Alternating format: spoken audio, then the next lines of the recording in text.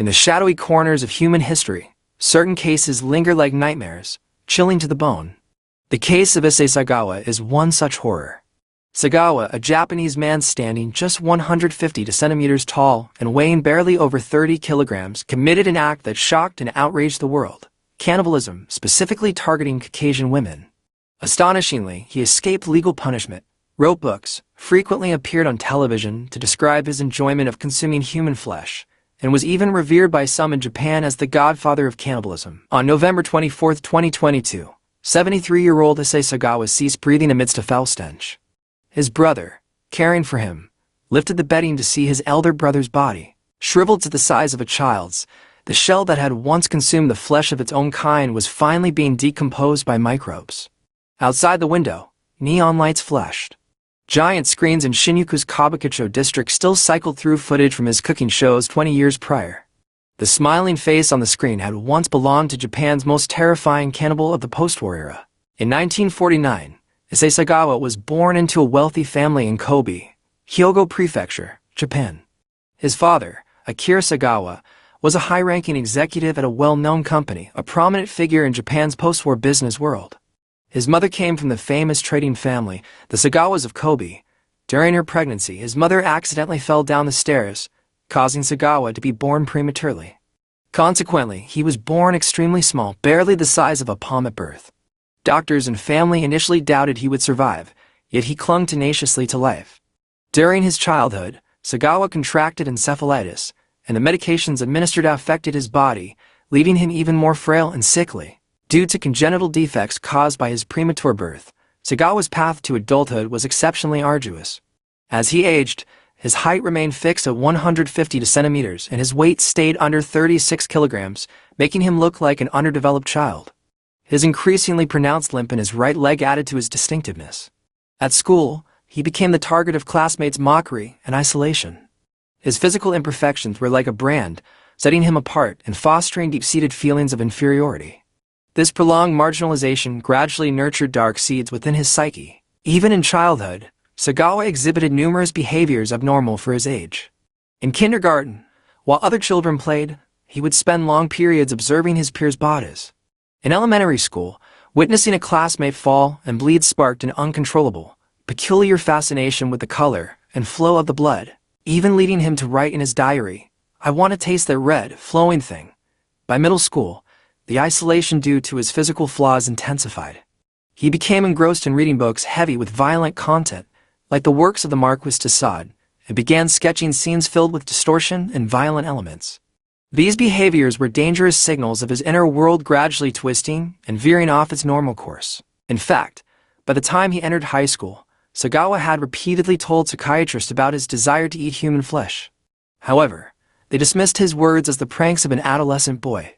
It wasn't until after his arrest that he revealed this urge stemmed from a story his uncle told him as a child. An old demon would capture naughty children and eat their flesh to become younger and stronger. This made him wonder if he could become stronger by eating someone else's flesh. This single story implanted the idea of cannibalism in Sagawa's mind. In 1969, the 20-year-old Sagawa entered the Faculty of Literature at Waseda University, enrolling in French poetry classes. This seemingly cultured academic life did nothing to heal his inner turmoil. One deep autumn night in an izakaya in Takeda Nobaba, he encountered a German exchange student. The student's tall stature and blonde curls violently stirred the long-suppressed desires lurking within Sagawa. He initiated conversation and invited the student to his rented room. As the German student bent down to remove his shoes, Sagawa quietly picked up a ceramic ashtray from the table, his arm trembling slightly with tension and excitement, preparing to strike. At the critical moment, the sound of a neighbor's footsteps in the hallway unexpectedly interrupted his attempt. His first intended crime ended in failure. After the incident came to light, Sagawa's father, Akira Sagawa, leveraged his extensive network and influence in the business world to suppress the event through various means. As the president of an Osaka trading company with status in both political and business circles, Akira Sagawa was determined to protect the family's reputation from his son's scandal. He employed every possible method to prevent the incident from escalating, allowing Issei Sagawa to escape both legal consequences and societal condemnation. However, this failed crime did not lead Sagawa to repent. Instead, the darkness within him swelled further. In 1977, Arranged by his father, Sagawa went to study at the Sorbonne University in Paris. Leaving the familiar environment of Japan could have been an opportunity for a fresh start, but for Sagawa, it marked the beginning of a descent into a deeper abyss of evil. Upon arriving in Paris, the foreign culture and lifestyle did not inspire novelty or aspiration in Sagawa. Freed from the constraints of his former life, his aberrant psychology intensified. In university lectures, he stopped focusing on his studies, instead obsessively noting female students' physical characteristics. His notebooks filled with sketches of female bodies, key areas repeatedly outlined in red pencil. During philosophy classes, he wrote dangerous statements like civilization is a shackle restraining instinct, revealing a rebellious attitude towards societal rules and a tendency to indulge his own desires. He began frequenting Parisian adult bookstores and underground cinemas, immersing himself in violent and pornographic imagery and text, gradually losing himself. In the spring of 1981, during a literature seminar at the Sorbonne, Sagawa noticed Dutch student René Hartevelt sitting in the front row. She was 25, possessing the tall stature and wheat-colored complexion typical of Northern Europeans, her voice loud and gestures animated during discussions of Flaubert. Sagawa spent 3 months getting close to her, pretending to seek help with French grammar and sharing insights on French New Wave cinema. René, perhaps out of sympathy or mere politeness, gradually developed trust in the soft-spoken Japanese man with his perpetually shy smile. On June 10, 1981, Issei Sagawa invited his Dutch classmate, René Hartevelt, to his home for dinner. The next day, while René was admiring ukiyo-e prints on the wall, Sagawa quietly retrieved a pre-prepared air rifle from the kitchen and aimed it at the back of her neck. With a muffled theft, René didn't even have time to scream before pitching forward, her forehead striking the edge of the coffee table. Blood instantly stained the white tablecloth. Due to his diminutive stature, the recoil from the air rifle knocked Sagawa to the floor. He lay gasping for approximately 3 minutes until confirming René showed no signs of movement. After kneeling to touch her still, warm cheek, he proceeded to violate her remains.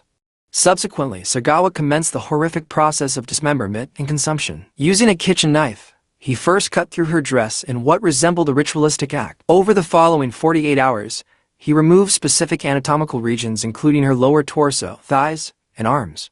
These portions were pan-fried with basic seasonings before consumption. He maintained detailed journal entries documenting each instance of ingestion, structured like culinary notes, * June 12 dinner, inner thigh preparation with herbs, accompanied by wine. June 13th breakfast, forearm portion served as sliced meat dish. The apartment became saturated with the nauseating odor of decomposing organic matter mingled with cooking spices, effectively transforming the space into a scene of unspeakable violation. In later police statements, he characterized his perception of the victim, like unwrapping a long-awaited present. Her skin appeared smooth under candlelight. After arresting Sagawa, French authorities swiftly moved the case into the judicial process. French psychiatrist Jean Lasser conducted a 3-month evaluation, ultimately diagnosing him with severe sadism and cannibalistic urges, concluding he was in a state of mental derangement. Under Article 64 of the Napoleonic Code, crimes committed due to mental illness exempted one from criminal responsibility. Consequently, Sagawa was deemed not criminally responsible. Simultaneously, Sagawa's father hired a powerful legal team. They skillfully framed the case as a clash between Eastern culture and Western values, suggesting Sagawa's actions stemmed from some sort of cultural misunderstanding.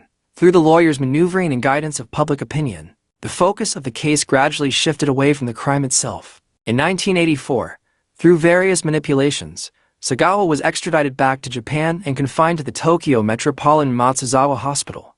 Japanese psychiatrist Hideo had conducted a re-evaluation, diagnosing him with a personality disorder but concluding he was fully criminally responsible. However, because France refused to hand over key evidence including the murder weapon, purchase records for the air rifle, and the original diary detailing the crime, Japanese prosecutors cited insufficient evidence and ultimately declined to press charges. 15 months later, Sagawa checked himself out of the hospital, regaining his freedom. Upon re-entering society, Sagawa not only escaped legal punishment but became a media sensation. His story spread through Japanese society like a virus. Major media outlets vied for coverage, treating him not as a cannibalistic criminal, but as a highly topical celebrity. Mainstream publications gave him columns to share his unique experiences in Paris. Television producers flocked to him, competing to create special programs centered around him. On television, Sagawa spoke without inhibition about the details of the cannibalism, even miming the actions of cutting flesh and chewing human meat before the cameras. He described the texture of René's flesh and his culinary insights in a calm voice, often with a disturbing smile. These images broadcast into countless homes. Viewers watched in horror, hands over their mouths, yet unable to look away as ratings soared. As early as January 1983, while still in the mental hospital, he published his first novel, In the Fog. This book detailed the entire process of his cannibalistic crime in Paris, France, from identifying René Hartevelt as his target to the shooting, brutal dismemberment, and finally the repulsive details of consumption. He presented it all in meticulous, almost boastful, detail as a unique experience. The creation of this work was undoubtedly a secondary victimization of the deceased and her family. Yet, due to its extreme sensationalism, it garnered attention upon publication, marking the beginning of his path to becoming a celebrity criminal. Furthermore, Sagawa wrote a book titled The Paris Human Flesh Incident. This book became an instant bestseller upon release. Bookstores placed it prominently, its cover emblazoned with the striking words "Confessions of a Cannibal" inside. It detailed not only the crime and the sensations of cannibalism, but also contained numerous twisted descriptions of the female body. Despite its gruesome and perverse content, the first print run of 300,000 copies sold out within days. Publishers rushed reprints but still couldn't meet demand. One reader wrote in a review, "Even though I know this is terrifying, I just can't help but want to know what's inside his mind."